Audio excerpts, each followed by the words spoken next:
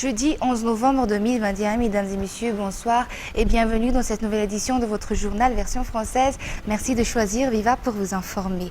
La délégation parlementaire principalement composée du président du Sénat Herman Narazaf Maïf et du sénateur Jean-André Ndjemanzar est actuellement en Écosse à Glasgow dans le cadre du COP26, mais également dans le cadre de la contribution parlementaire aux efforts nationaux pour lutter contre le changement climatique.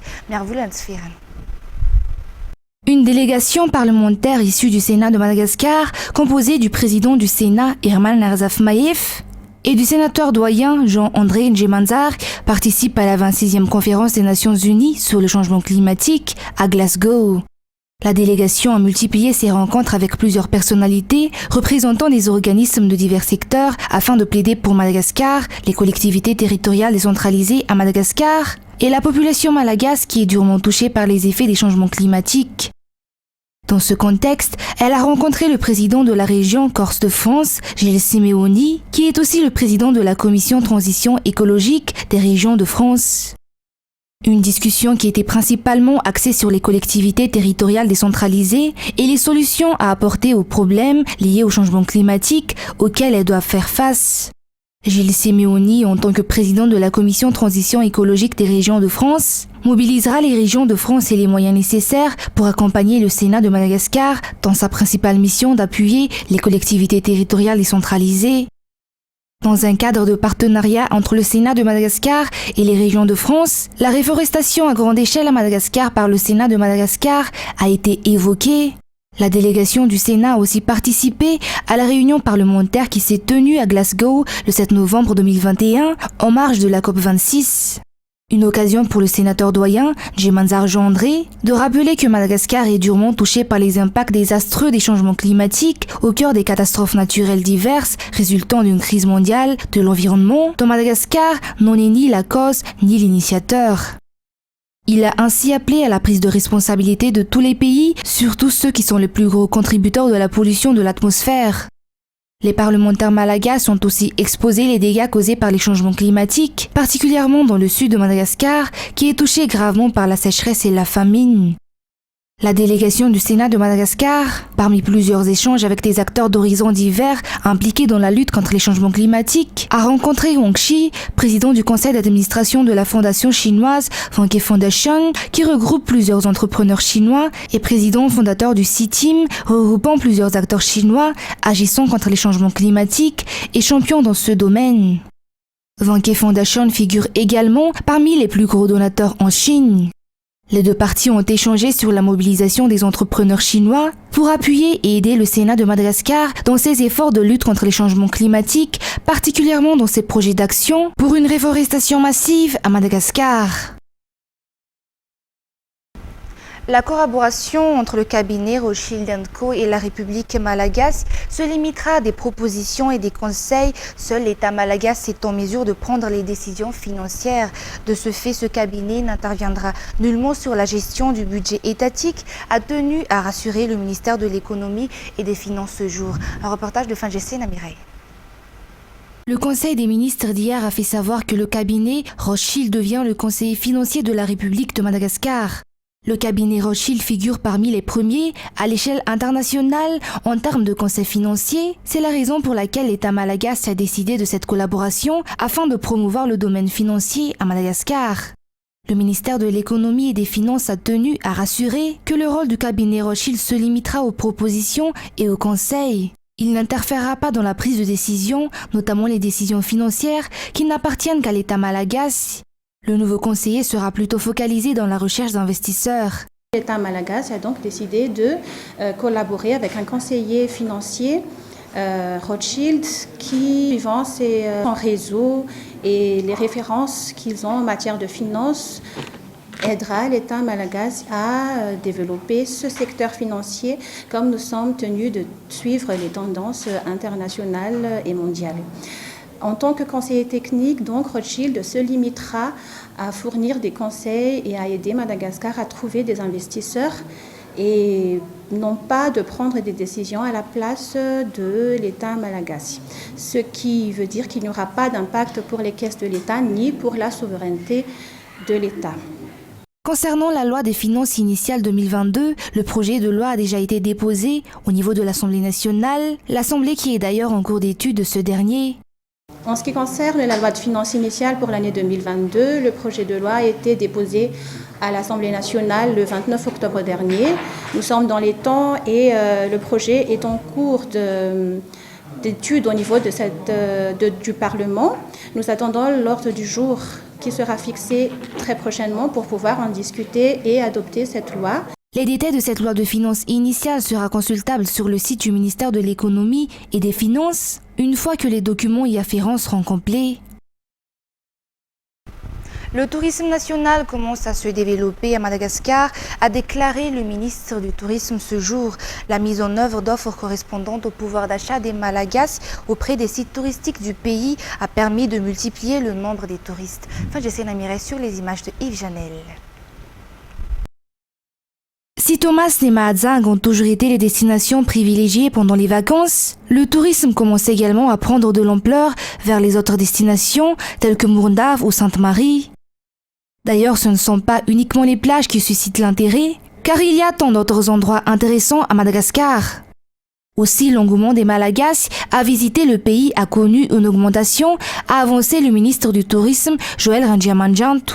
Mais ce n'est pas seulement le nombre de visiteurs qui fait que c'était une réussite ou un succès, c'est que le nombre de résidents ou de Malgaches qui ont commencé à découvrir Madagascar, à voyager dans des zones, des nouvelles, je dirais, régions touristiques ont aussi progressé pratiquement de plus de 20%, pour ne pas parler tout simplement de Murundave ou de Sainte-Marie, et que aujourd'hui, par rapport à ces résultats, nous pouvons dire effectivement que le tourisme national commence à prendre, je dirais, un petit peu, je dirais, une réussite par rapport et un intérêt plutôt par rapport aux Malgaches.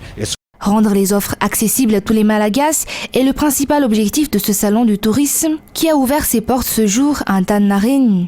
Cet événement durera 3 jours. Il aura lieu 3 fois par an pour permettre aux Malagasy de préparer les grandes vacances, les vacances de Pâques ainsi que les vacances de Noël et de fin d'année. 4 otages ont été libérés des mains de leurs ravisseurs hier dans les 2 communes du district d'Anzouzourbé. Un des bandits a été abattu par les gendarmes, tandis que 12 autres ont été arrêtés à l'issue d'un affrontement avec les gendarmes de la compagnie d'Imirne Centrale. Le commandant de la compagnie Imirne Centrale a invité tout un chacun à informer la gendarmerie à temps afin d'éviter de tels méfaits. C'est Chirangiana Sianzara Zonarvelo. Une mère de famille de 30 ans, son enfant de 10 mois et leur servante ont été victimes d'une prise d'otage dans le Fuktan d'Ambouchitz Marfout de la commune Martspouy, district d'Anzourbe, le 31 octobre dernier. Ces otages ont été libérés des mains de leurs ravisseurs hier suite aux investigations. Un affrontement entre les gendarmes de la compagnie centrale d'Imirne et les preneurs d'otages a eu lieu à l'issue duquel un des ravisseurs a été abattu et 11 autres ont été arrêtés.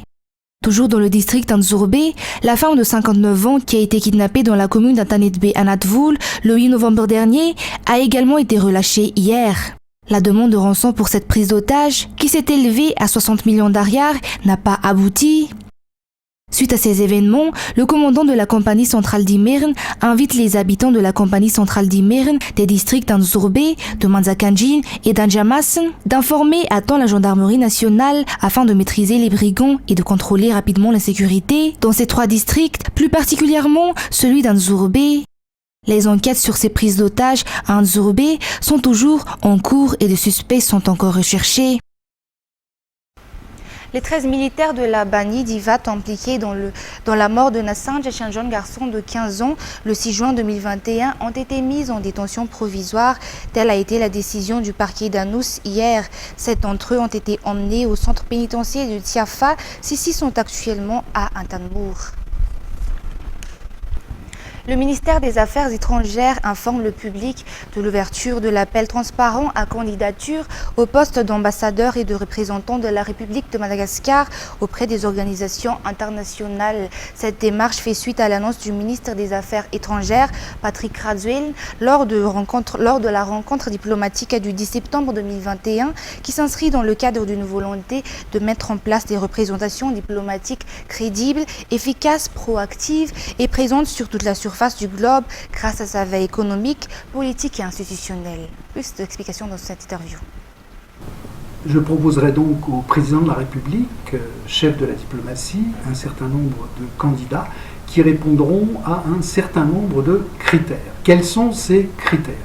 Tout d'abord, 10 ans d'ancienneté au sein de la haute fonction publique ou éventuellement en tant que cadre supérieur d'une entreprise malagasy ou étrangère, y compris à l'étranger, un niveau universitaire de Bac+5 ou diplômé de grande école malagasy comme l'École nationale d'administration ou l'École nationale de la magistrature et des greffes. Et puis, évidemment, je sollicite de ces candidates et de ces candidats de parler couramment le français et l'anglais, qui sont des langues reconnues par l'Organisation des Nations Unies, et puis éventuellement une troisième langue reconnue également par l'ONU. Je recevrai ces candidatures sous forme exclusivement digitale à une adresse que chacune et chacun retrouvera sur le site du ministère des Affaires étrangères. Je recevrai ces candidatures jusqu'au 2 décembre à 14h, heure de Madagascar. La région Analamang a obtenu un financement de 41 000 € de l'Organisation internationale de la francophonie afin de concrétiser le projet État civil. Ce projet a pour objectif de réaliser des jugements supplétifs pour 17 742 enfants issus des 27 communes de la région Analamang, y compris les 6 arrondissements de la commune urbaine d'Antananarivo. La signature du protocole d'accord portant sur la mise en œuvre du projet a eu lieu ce jour à Mbouda entre le représentant de l'OIF pour l'océan Indien Madagascar et le gouverneur de la région Analamang. Écoutons les explications du représentant de l'OIF. Un protocole d'accord qui porte sur le financement par l'OIF des activités que la région va mener sur les fêtes sur l'enregistrement des fêtes d'état civil. C'est une activité qui tient particulièrement à cœur Madame la secrétaire générale, qui en a fait un de ses projets phares. Et donc j'ai la mission ici d'animer ce projet en partenariat avec le gouvernorat. C'est un début et nous nous proposons d'aller de l'avant sur la base de l'expérience qu'aura accumulée le secrétariat pour l'étendre à un certain nombre de régions de Madagascar. Les enquêtes au niveau des zones concernées par les arrêts et les piliers du transport par câble a débuté hier dans la ville d'Antananarivo. 15 zones sont principalement concernées par ce projet, dont Soaran, Amuzatouf et Anous. Plus de détails dans ce reportage d'Andiana Martina. Les travaux d'inspection des terrains pour l'installation des stations et piliers pour la réalisation du projet présidentiel sur les téléphériques ont déjà débuté. Rappelons que 12 stations et 78 piliers doivent être installés pour la mise en œuvre de ce nouveau moyen de transport. 15 sites ont déjà fait l'objet de cette inspection depuis hier entre Soran, Amuzatouf et Anous. D'après les informations recueillies auprès du secrétaire d'État chargé des nouvelles villes et de l'habitat, premier responsable du projet, les travaux durent 3 jours. Le but est de pouvoir mettre en place les fondations prochainement et surtout de prévenir les éventuels dangers d'ordre géologique. Le téléphérique, appelé aussi transport par câble, est un moyen de transport pouvant transporter grand nombre de personnes, mais qui est cependant respectueux de l'environnement. À Antananarivo, 40 000 personnes par jour vont pouvoir être transportées à partir des 2 lignes Anous-Mbadbe et Anous-Ankatsu. Ce transport par câble contribuera grandement à résoudre les problèmes de bouchons dans la capitale. Les décrets concernant ce projet d'intérêt public, une étape primordiale dans la construction d'infrastructures modernes comme celle-ci, ont été approuvés hier durant le Conseil des ministres. Concernant les actualités internationales, plus précisément la reprise épidémique en Allemagne, le taux d'incidence pour 100 000 habitants sur les 7 derniers jours est passé à 232. C'est le niveau le plus haut jamais atteint depuis le début de la pandémie de Covid-19. Cette flambée est particulièrement forte en Saxe, cette région de l'Est, frontalière de la République tchèque également, très touchée, présente le taux de vaccination le plus faible avec 57% contre 67% à l'échelle de l'Allemagne. Le taux d'incidence y est monté à 442 cas pour 100 000 personnes, soit 2 fois plus que la moyenne nationale. Un reportage de France 24. Pour entrer dans un restaurant à Leipzig dans le Land de Saxe, il faut désormais montrer patte blanche et certificat de vaccination. Perfect. Seuls les vaccinés et les guéris du Covid sont autorisés à passer à table, comme ce groupe d'amis retraités. C'est plus sûr comme ça. Ça en poussera peut-être certains à se faire vacciner. Depuis lundi, le test négatif n'est plus accepté dans la région et les réservations s'en font ressentir. On constate bien évidemment une baisse des réservations et de nombreux clients se demandent d'ores et déjà s'ils ne vont pas tout simplement annuler leur repas de Noël. Les autorités régionales ont quasiment exclu les non-vaccinés de l'espace public. La mesure vaut pour la gastronomie, les lieux sportifs et culturels comme ce musée de la RDA. Je suis curieuse de voir l'impact de ces restrictions sur le nombre de visiteurs. Pour la directrice, tout est bon afin d'éviter un 3e confinement. Mon grand espoir, c'est que ces nouvelles mesures portent leurs fruits. Parce que pour nous, le pire scénario serait de devoir à nouveau fermer nos portes aux visiteurs. En Saxe, le taux de vaccination dépasse à peine les 57%. Les non-vaccinés constituent 90% des hospitalisations liées au Covid. Mais depuis quelques jours, les files d'attente se rallongent devant les centres de vaccination. La pression semble faire son effet. Soyons honnêtes, ça joue un rôle. Mais de toute façon, je l'aurais fait. Je veux préserver ma santé. Oui, on sent un peu la pression, mais j'ai toujours voulu être vacciné. Il faut qu'on se fasse vacciner pour récupérer nos vies. D'autres régions s'apprêtent à suivre l'exemple de la Saxe. À Berlin, les non-vaccinés seront eux aussi privés de sortie à partir de la semaine prochaine. Joe Biden se retrouve au piège d'une forte poussée de l'inflation aux États-Unis qui met à mal son argumentaire de président proche des préoccupations de la classe moyenne et assombrit ses grands projets d'investissement, qu'ils soient déjà votés ou encore en négociation. Toujours un reportage de France 24. Depuis 1 an aux États-Unis, la vie coûte de plus en plus cher. Une situation qui est devenue encore plus préoccupante cet automne. Dans cette station-service, c'est la flambée de l'essence qui excède les consommateurs. Gas prices today are ridiculous, all right, in that, I think I was on the New Jersey Turnpike and it was $4.14. So I decided, just for premium, to drive to Delaware, right? And in Delaware, I think it was like 10 cents more, so you just get it and you keep moving. Les prix des produits de première nécessité augmentent eux aussi et les banques alimentaires en subissent les conséquences de plein fouet. Yeah, so the increase in food prices is a real challenge for meeting the needs of people who are struggling to put food on the table across the country. Our food banks are seeing prices that are 2 to 3 times what they were just 9 months ago. Les plus modestes restent les plus touchés. I'm come here because I need food for my family. You know why? Because the stores is very expensive, the food, and my money is not enough. L'inflation qui touchait quelques secteurs seulement il y a 6 mois s'est répandue à la majorité des produits de base et les économistes craignent qu'elle ne s'installe dans le temps. Les tensions préélectorales ont gagné mercredi la capitale sénégalaise, Dakar, théâtre entre partisans de l'opposition et forces de l'ordre de heurtent ravivant le spectre des émeutes de mars à 2 mois et demi de scrutins locaux. Policiers lourdement armés face à des militants déterminés, cocktail explosif à Dakar. Quelques heures plus tôt, Barthélémy Dias, convoqué au tribunal pour une affaire remontant à 2011, est accompagné de ses supporters. Pour l'escorter, Ousmane Sonko, un autre opposant au président Macky Sall. Rapidement, le convoi se heurte à des barrages de police et des violences éclatent, menant à l'arrestation des 2 leaders d'opposition. Dans leur camp, On dénonce une atteinte aux libertés. Dans le pays de Macky Sall, c'est inhumain ce qui se passe. C'est anormal. Et cette jeunesse est une jeunesse consciente et une jeunesse hyper motivée. Et on va aller barrer la route jusqu'en 2024. La démocratie au Sénégal vient d'être sauvagement agressée par Macky Sall et son régime. Les libertés ont été bafouées. D'honnêtes citoyens ont été violentés par les forces de l'ordre sans aucune raison.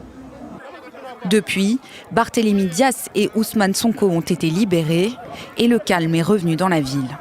Mais à 2 mois de l'élection municipale, ces incidents font craindre une répétition du scénario de mars dernier. À l'époque, c'est une plainte visant Ousmane Sonko qui avait exacerbé les tensions politiques. Au total, 12 personnes étaient mortes lors d'affrontements qui s'étaient déroulés sur plusieurs jours. C'est également avec ce reportage que nous terminons l'édition d'aujourd'hui. Tout de suite après cette édition, vous avez rendez-vous avec votre émission de télé-réalité Forever, suivi du film d'action Snake Eyes. Quant à moi, je vous donne rendez-vous pour demain pour de nouvelles actualités.